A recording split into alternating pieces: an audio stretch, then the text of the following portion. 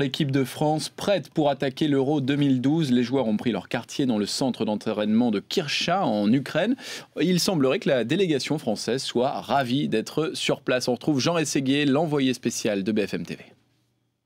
C'est vrai que la délégation de l'équipe de France a été agréablement surprise de voir cet accueil réservé par de jeunes étudiants ukrainiens hier à l'aéroport sur le tarmac, une fois l'avion posé, ensuite à la sortie du terminal où le bus s'est arrêté pour que les joueurs puissent aller prendre des photos avec des supporters d'une association Afrique-Ukraine, signer quelques autographes. Et encore ce matin, ici à la Chambre de commerce d'industrie de Donetsk, où se trouve le centre de presse de l'équipe de France, il y a eu cet accueil chaleureux de jeunes étudiants. C'est vrai que Laurent Blanc a été agréablement surpris et il a insisté d'ailleurs sur ce sujet ce matin en conférence de presse. Écoutez-le. Surpris, oui et non. Oui et non.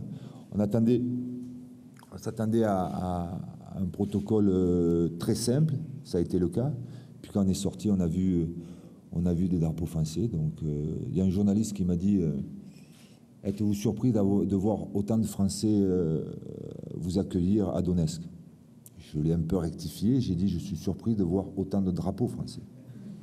Outre l'accueil des supporters ukrainiens pour cette équipe de France, Laurent Blanc, le sélectionneur, a évoqué aussi la qualité des infrastructures du centre d'entraînement de Kircha. Il a parlé des installations sportives, mais les joueurs aussi comme Mathieu Valbuena et Franck Ribéry qui étaient en conférence de presse ce matin, ces deux joueurs sont revenus aussi sur la différence entre l'hôtel Petzula de Naïsna et le centre d'entraînement de Kircha, avec une différence de confort pour l'attaquant du Bayern de Munich, Franck Ribéry.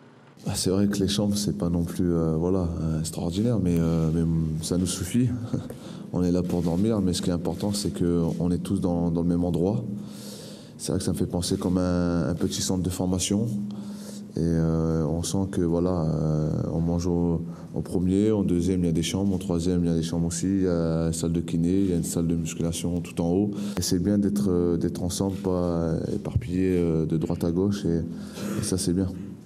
Au programme de cette première journée en Ukraine pour l'équipe de France, une séance d'entraînement tout à l'heure au centre de Kircha.